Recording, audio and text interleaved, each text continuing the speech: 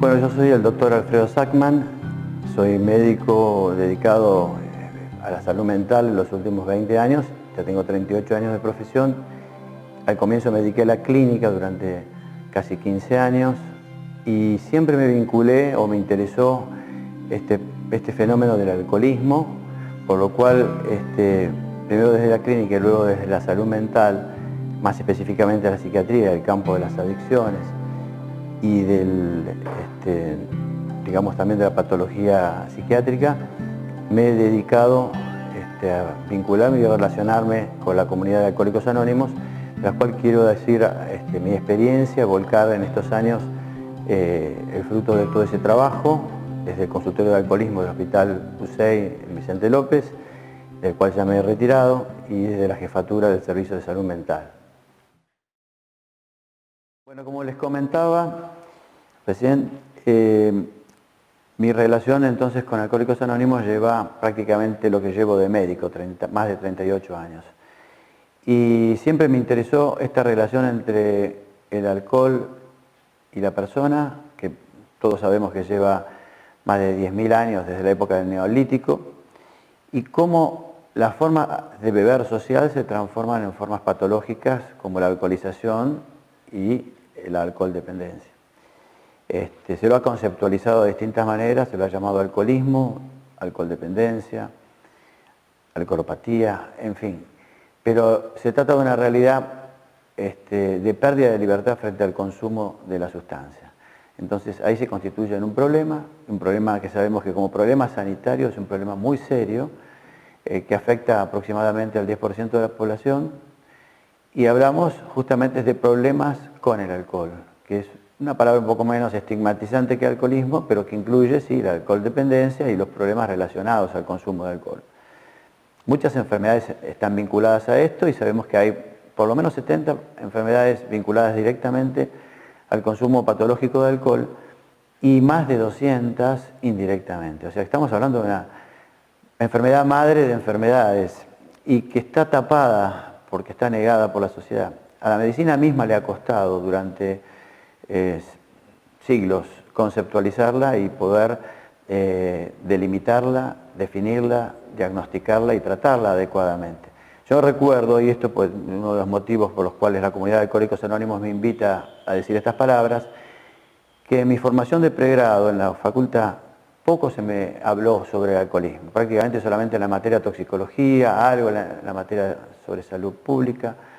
pero no había un desarrollo y una conceptualización importante sobre esta patología que es una epidemia y es una endemia, es una enfermedad endemo-epidémica. Si está metida en la sociedad y cada tanto se agudiza, como está pasando hoy con los jóvenes. Y con la asociación mayor con el consumo de otras sustancias, con el policonsumo de sustancias. Quería decirles, para poner un marco, digamos, de referencia a lo que está pasando en la Argentina, algunas cifras y algunos datos epidemiológicos que recientemente me han llegado. Con respecto al consumo patológico y el daño orgánico inducido por consumo de alcohol, se ha visto o se detecta una cierta ineficiencia en el logro de la abstinencia y en el cese sostenido del consumo, lo cual es un desafío para desarrollar mejores tratamientos sanitarios. Vemos que hay una publicidad agresiva con respecto a la venta indiscriminada de estas sustancias, de estas bebidas alcohólicas, sobre todo en el target de la población juvenil. Y esto se demuestra simplemente, por ejemplo, con el consumo de cerveza, que ha pasado en 3 décadas de 7 litros a 41 litros per cápita al año, ¿no es cierto? Y esto con una caída de 10 años en la edad promedio de los consumidores, lo cual estamos viendo, o sea, que cada vez baja más la edad de consumo. Y las bebidas que se consumen, aparte de la cerveza, han empezado a ser de mayor graduación alcohólica, como el Fernet y las bebidas destiladas, que incrementaron también en este segmento de la población el consumo. Y en otros, las bebidas como los vinos comunes, como Tetra Brick, porque son de más bajos ingresos, y se triplicaron las ventas también en el público de altos ingresos en determinado tipo de vinos finos y champán. Todo esto que nos muestra la realidad del consumo en la Argentina hace que el consumo patológico de alcohol en Argentina en 2017 ocupe el tercer lugar en toda América, después de Estados Unidos y Canadá, por encima de Chile, que antes nos superaba, y de algunos países también del Caribe. En cambio, los patrones, el cambio en los patrones de consumo, del consumo mediterráneo al consumo anglosajón, es también un fenómeno importante. ¿Qué quiere decir? Ya las personas no consumen en función de la comida, lo alimentario, lo familiar, las reuniones sociales, digamos, más acotadas, sino que el consumo pasa a ser de tipo abusivo en poco tiempo, en contexto no familiar, de bebidas de alta graduación y con la búsqueda del efecto farmacológico, o sea, de alcoholizarse y el consumo consecuente de otras sustancias, esto también se ha incrementado. Entonces, esta modalidad de consumo abusivo, sobre todo decíamos en los jóvenes, hace que el alcohol se convierta en una droga dura. A veces se lo minimiza, en la sociedad hay una tolerancia social, una naturalización del consumo de sustancias alcohólicas y hasta una vulgarización de lo que es una persona alcoholizada, como si esto fuese una causa de risa o una cosa jocosa, mientras que en realidad se puede constituir en un drama existencial para esa persona.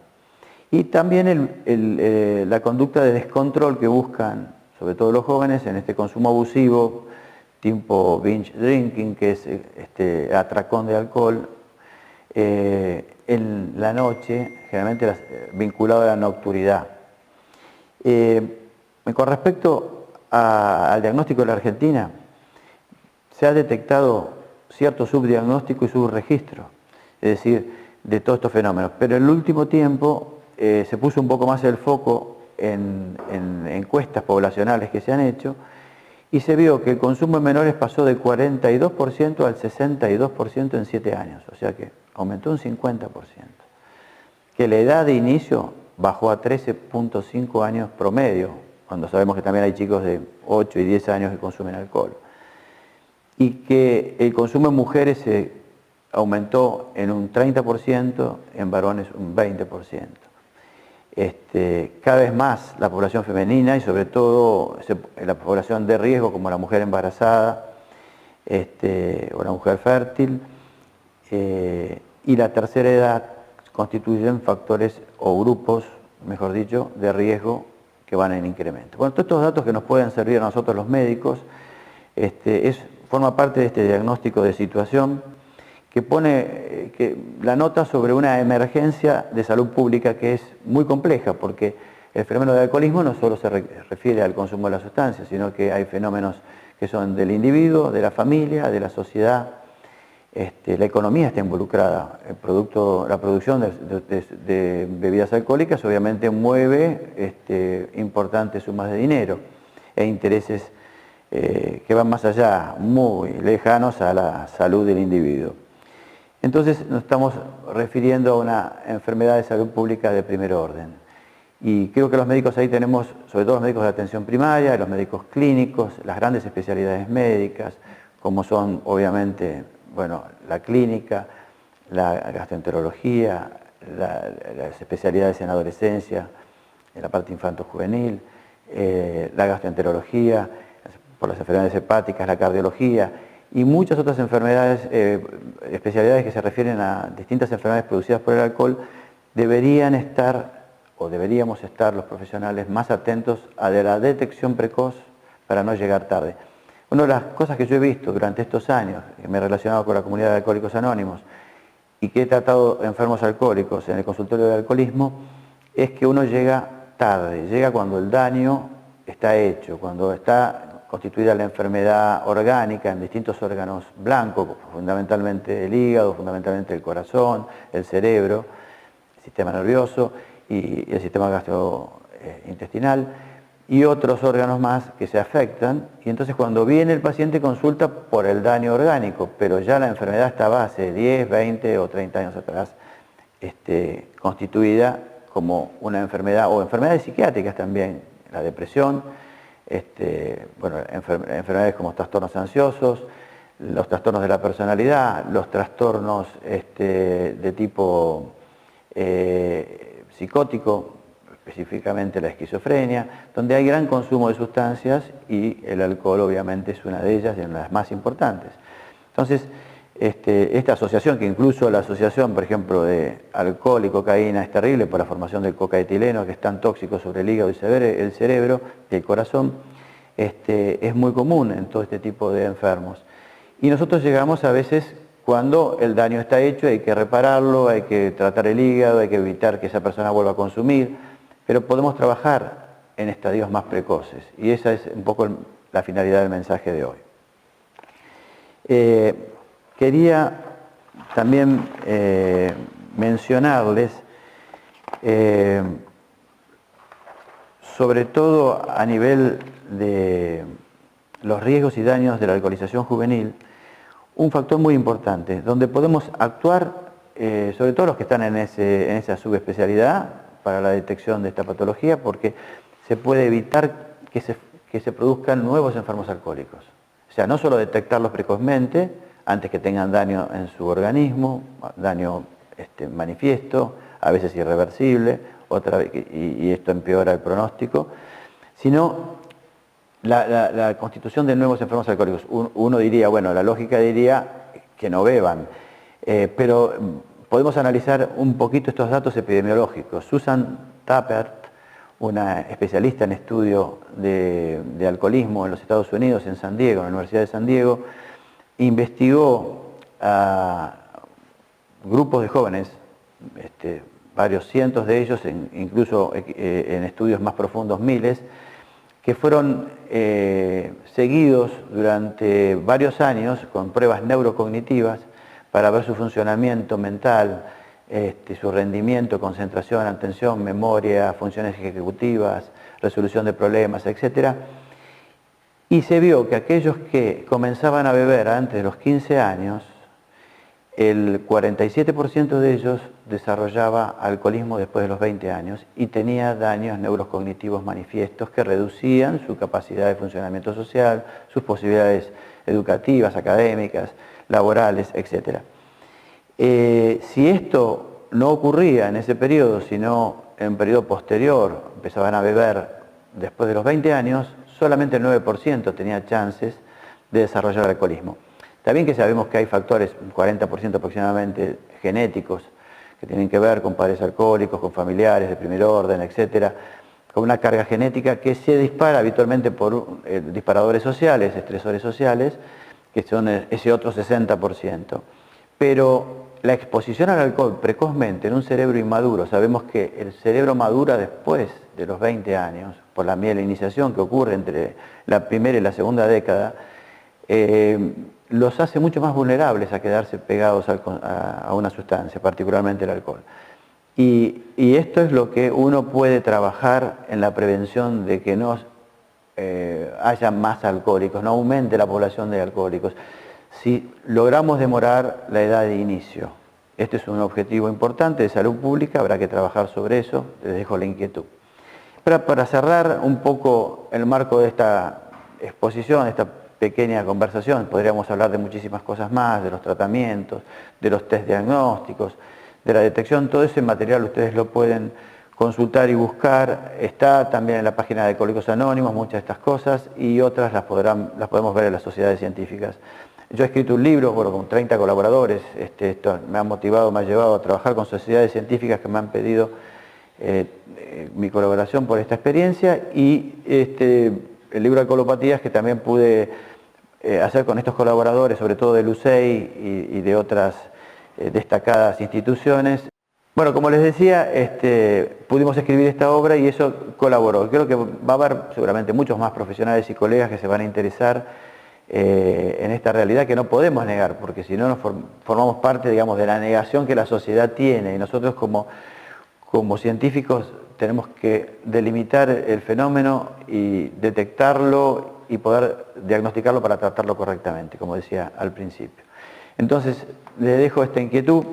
Alcohólicos Anónimos tiene folletos para la comunidad médica, que ya hace tiempo están a disposición de todos los profesionales. En los consejos de organización que tiene la institución hay custodios no alcohólicos que generalmente son profesionales, son médicos especializados, psiquiatras, psicólogos, trabajadores sociales que colaboran con los alcohólicos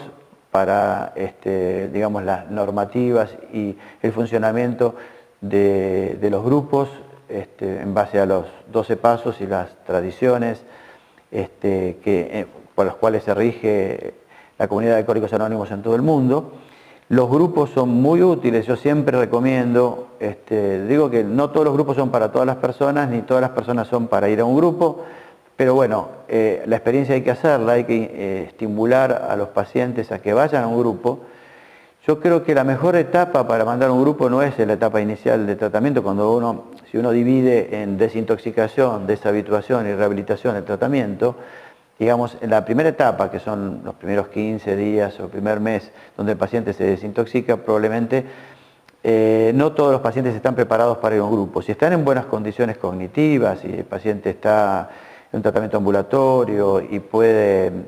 ser acompañado a un grupo, podría concurrir. Pero si no, cuando el paciente está más estable, en periodo de deshabituación, donde uno tiene que cambiar los hábitos, hábitos malos por hábitos buenos, donde uno puede tomar el programa de los 12 pasos, ir a los grupos, trabajar en los grupos, es un buen momento, digamos entre el primero y el tercer mes, es el momento por ahí más sensible, porque después el paciente se siente más seguro y probablemente se confía y bueno, yo no necesito esto. Si viene un tratamiento, sabemos que las adicciones mínimamente es entre 6 meses y 2 años, y las adicciones no se curan, sino que se rehabilitan. Este es un soporte muy importante, yo diría fundamental, son las dos patas del tratamiento, el tratamiento médico y psicoterapéutico y el tratamiento, digamos, comunitario que aporta Alcohólicos Anónimos a través de los grupos. Entonces la concurrencia a los grupos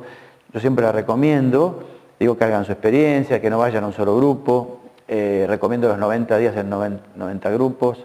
en el sentido de ir 90 días seguidos al comienzo, pues es una forma de cuidarse y de autoprotegerse, digamos, de una manera de autocuidado. Y el paciente un paciente que es autodestructivo por una adicción, necesita recuperar el sentimiento de autocuidado. Los grupos dan esas posibilidades, hacen que el paciente se sienta responsable, que tenga un camino de recuperación, una guía, un rumbo, y que nosotros ahora hemos trabajado y pulido los prejuicios que pueda haber habido entre la comunidad médica y la comunidad de Alcohólicos Anónimos, que estos son fenómenos humanos que ocurren, pero que hoy mutuamente nos recomendamos. Así que los grupos recomiendan que vengan los pacientes a los profesionales especializados y los profesionales especializados enviamos a los grupos con gusto a los pacientes para una mejor recuperación. Tal vez sea importante visualizar la importancia de los grupos en este sentido. Si nosotros tenemos una internación, un tratamiento bajo internación, la desintoxicación se hace en un contexto de mayor seguridad de que el paciente no va a consumir. Si el tratamiento es ambulatorio, como son la mayoría de los tratamientos en realidad, tengamos en cuenta que muchos pacientes no consultan, vienen traídos por los familiares, otros en una situación de descontrol son internados.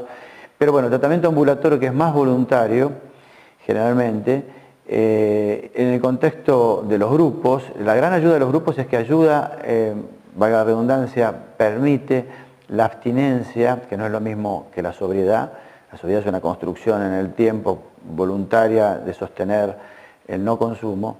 y de renovar y recuperar su vida, pero la abstinencia, que es el no consumo de la sustancia durante el primer tiempo, es muy importante y es sostenida en los grupos con el Solo por Hoy, que son las 24 horas libres de alcohol. Los grupos trabajan sobre todo con los que son iniciados o que recién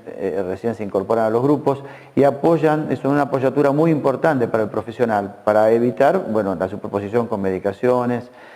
Sabemos que aparte que es importante que como profesionales distingamos que hay medicamentos que son específicos para el tratamiento del alcoholismo y no otros medicamentos que por ahí al paciente lo tienen obnubilado, sedado en demasía, etcétera, que provienen de una psiquiatría más ortodoxa y que no está dedicada a la especialidad de las adicciones. Entonces es importante la consulta con el especialista en adicciones, particularmente en alcohología, y el sostenimiento a través de los grupos para evitar las recaídas. Después, el trabajo de la prevención de recaídas, los grupos también cumplen un rol muy importante, porque ahí ya se desarrolla no solo el solo por hoy y el no consumo por 24 horas, sino el programa. Y el programa tiene pautado una serie de pasos, son 12 pasos, que le permiten al paciente reasegurar la decisión que tomó, recuperar no solo recuperarse del alcoholismo, sino recuperar su persona, su funcionamiento social, familiar, de pareja, etc. Todo lo cual reasegura y fortalece frente a las situaciones de riesgo que pueden generar recaídas. Esto es trabajo en la prevención de recaídas también en los grupos, es muy valioso. Bueno, y por último quería dar un poco mi testimonio personal. Yo considero sumamente valioso confiar en los grupos, o sea, liberarnos de todo tipo de prejuicios sobre Alcohólicos Anónimos. Muchas veces desde la comunidad médica, así como desde la comunidad de Alcohólicos Anónimos, se cruzan estos prejuicios, ¿no? Desde la comunidad de Alcohólicos Anónimos, el hecho de que pensar de que nosotros los medicamos, los dopamos, los hacemos adictos a sustancias que antes no lo eran, etc. Y no es así si se hacen las cosas correctamente. Y desde nuestra comunidad médica muchas veces tenemos los prejuicios de que estos grupos son grupos sectarios o cerrados, o que los pacientes se vuelven adictos a los grupos, etc. Y eso es no entender la dinámica y la importancia que tienen los grupos para potenciar el tratamiento. Que yo he aprendido a confiar y enviar a todos los pacientes, se los recomiendo, la mayoría de ellos concurre a los grupos y tiene una mejor recuperación cuando van a Alcohólicos Anónimos, porque tienen una guía, como decía anteriormente, de vida, un programa de vida, un programa de cambio permanente. Y esto ayuda muchísimo para que el tratamiento no sea solo lo farmacológico, lo psicológico, lo psicoterapéutico, sino que sea una transformación de la persona, de toda la persona a lo largo de su vida, un camino de vida. Muchos han encontrado, digamos, un fortalecimiento de su persona y de su identidad y su maduración como seres humanos, como personas en los grupos. Entonces, de ahí la importancia de confiar y de enviar a nuestros pacientes a Alcohólicos Anónimos. Y para cerrar esto, o sea, recordemos que el 20% de la consulta ambulatoria son pacientes que tienen problemas con el alcohol y a veces no lo vemos. Que el 15% de aquellos que consumen socialmente alcohol van a tener un problema y se van a quedar pegados de alguna manera a la sustancia. Es decir, si tenemos en cuenta esto y que el 30% de los pacientes que concurren a un servicio de salud mental tienen problemas con el alcohol o con las drogas en forma colateral a la patología psiquiátrica que presenten, las famosas comorbilidades. Entonces, todo esto, este panorama nos hace pensar que tenemos que trabajar en equipos interdisciplinarios y trabajar en colaboración mutua con la comunidad que más ha desarrollado y conoce el alcoholismo. Para dar una idea, nosotros los médicos recién en 1960 definimos el alcoholismo como enfermedad por la Asociación Médica Americana y Alcohólicos Anónimos ya tenía más de 30 años de existencia. Entonces, pensemos cómo lo que ha aportado y lo que ha ayudado. De hecho, en el inicio de Alcohólicos Anónimos, el primer grupo fue conformado por un agente de bolsa, Bill W., y el doctor Bob, un médico cirujano. Alcohólicos los dos, que empezaron digamos, a conformar el primer grupo de Alcohólicos Anónimos. La medicina está en la raíz de estos grupos y ha sido siempre una gran colaboradora, a pesar de estas diferencias que cada vez tienen que ir y van a ir desapareciendo, ¿no? Digamos, de ambos lados. Así que la importancia de confiar en nuestros pacientes y de enviarlos, yo creo que ese es el mensaje que puedo darles de estos más de 30 años trabajando con alcohólicos y que nunca me he sentido defraudado.